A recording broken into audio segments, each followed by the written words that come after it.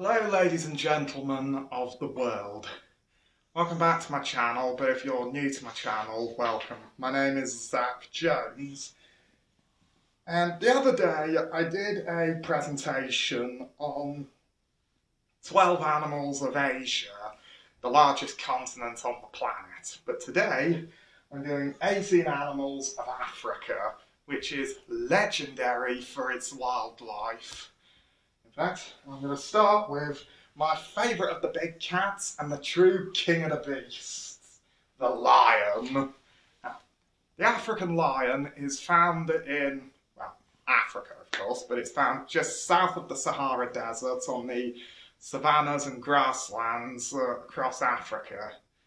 And they are the largest predator in Africa. In fact, a fully grown male lion can weigh as much as 3 men, has canine teeth as long as my thumb, and a bite force of just over 600 pounds per square inch. And they can even take on prey as big as an elephant, but I'll get to that bit later. A bit about the lion. For thousands of years, the lion has been an inspiration for many people, like with its beautiful mane, its muscular body, and of course its deafening roar has inspired people for centuries, from Richard the Lionheart, who was the King of England who led the Crusades, and then there was the story of the Lion King, and the Hogwarts founder, Godric Gryffindor, having a lion as his coat of arms, because the lion has been used to symbol courage, valour and bravery, and of course teamwork. Lions are actually the only cat that lives in large groups called prides. These usually consist of 7 males, 8 to 10 females, and of course they're young, but there is always one dominant male. Outsiders are never admitted into prides, and of course, lions that are separated from their prides often die from either starvation, attacks by other prides, or by hyenas. Of course, prides are extremely united, with very little fighting, even among the males. And of course, whenever people have gone to see lions in the wild, they just think they look ridiculous, especially when they see them yawning in the shade. But that's all down to the fact that lions do that to mainly save their energy for when they really need to hunt, but also because it tends to be very hot out in the savannah during the day, and so they usually prefer to hunt at night when it's cooler. But also because females, known as the lionesses, do 90% of the hunting. People always have this idea that the males are lazy, that they do nothing, when that is actually very, very untrue, and actually quite sexist, because the males do help out whenever they can. I mean, if you're the leader of the pride, then you have a very difficult life. I mean, there's like fighting off other males, keeping order in the pride, and passing off your genes to the next generation. In fact, if you actually do get the chance to go up close to a male lion, one of the few things you'll see is that he's quite often covered in scars and scabs, and the tips of his canines have been chipped away and taken a beating from what has been a rough life. Of course, in the dominant male lion, of course, as I mentioned, he has to keep order within the pride, and that quite often includes, with protecting them, it quite often involves fighting off rivals who want to take his crown. And there is a lot at stake at that, and the dominant male will have the most to lose, not only his territory and the pride, but possibly his own life, because fights between males can go on for hours and can be to the death. As I mentioned earlier about lions' prey, in fact, I can't actually think of a single animal that has a greater range in prey size than lions. I mean, they'll take anything from an insect right up to an elephant. It's just the most phenomenal amount of power. Of course, lions feed on things like their main prey is zebra, wildebeest, antelope, buffalo, and because, as I mentioned, they have also been seen taking on animals as big as elephants, which is amazing. Of course, by working together, only they have the chance can bring down such large prey. I mean, especially if it's something like Cape buffalo, which are the most dangerous prey lions regularly take down. Because Cape buffalo, they have thick hide, lethal horns, and they quite often live in herds of about 200 animals. And if you think that I'm gonna be getting a bit over the top, because a lion has actually been seen being headbutted away from a buffalo calf, actually lifted up into the air. In fact, buffalo have actually been known to kill lions or even give them a fatal injury. I mean, so they are quite dangerous. But of course, the main natural enemy of lions is the spotted hyena. Hyenas are known to be able to drive lions away from their prey, which is absolutely astonishing. And of course, as I also haven't mentioned, if you can see here, there is a white lion. Well, of course, the white lion is not its own separate species. It's actually you're in a rare variant of the African lion that is born with a genetic disorder, which means they don't have the pigment that gives them colour.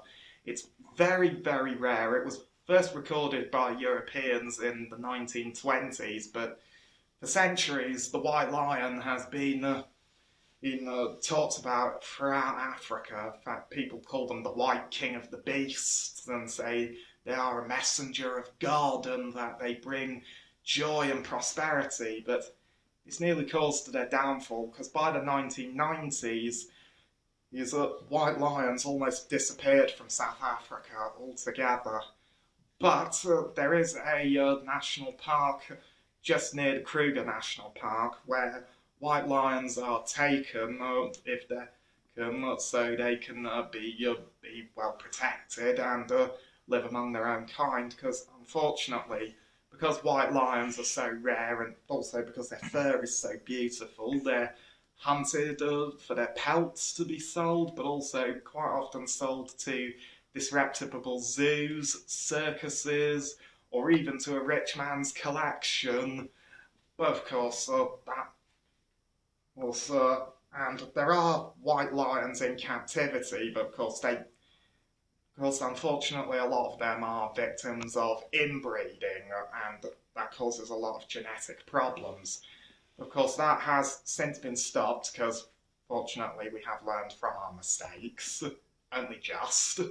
And white lion, while not a lot of them are born in the wilds of South Africa, they are still out there. But of course, actually, one of the most famous examples of the white lion is actually from a very popular Michael Morpurgo book called The White Lion.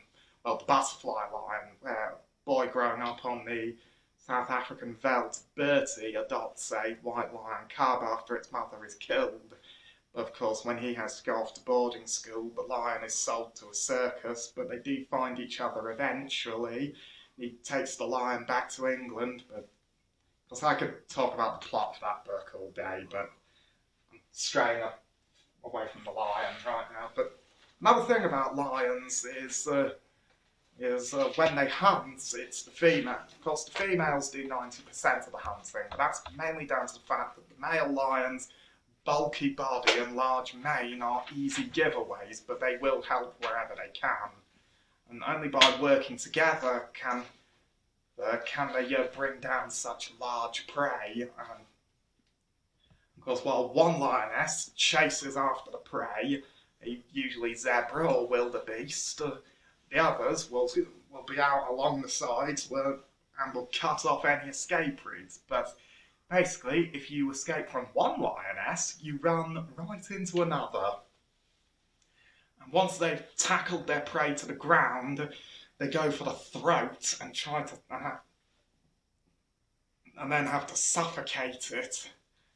And of course, once the lions have made a kill, the whole pride come in. In fact, when lion cubs are about 8 to 10 weeks old, their mothers first take them to a kill.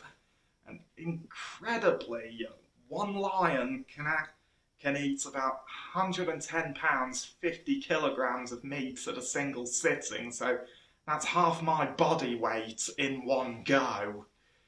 And of course, and lions do a lot of their hunting at night, mainly to escape from the hot savannah days, but also because it's actually said lions have eyesight that's said to be 6 times more powerful than ours, especially at night, because they have, like all members of the cat family, they have a reflective layer of cells at the back of their eyes that enhance their night vision, and of course their prey can't see very well in the dark, and so that gives the lions an advantage. Of course, unfortunately, the African lion population is not as big as it once was, because lions are hunted by no species except for man, and over the last few decades, lion populations have dropped low enough to become a vulnerable species, from habitat loss to poaching, but also because of human-wildlife conflict with cattle ranchers who shoot them in retaliation for them killing their livestock. While that is illegal, it still does happen. Of course, there are people working to try and stop that from happening. And one of the main reasons for that is finding better ways to coexist alongside these animals.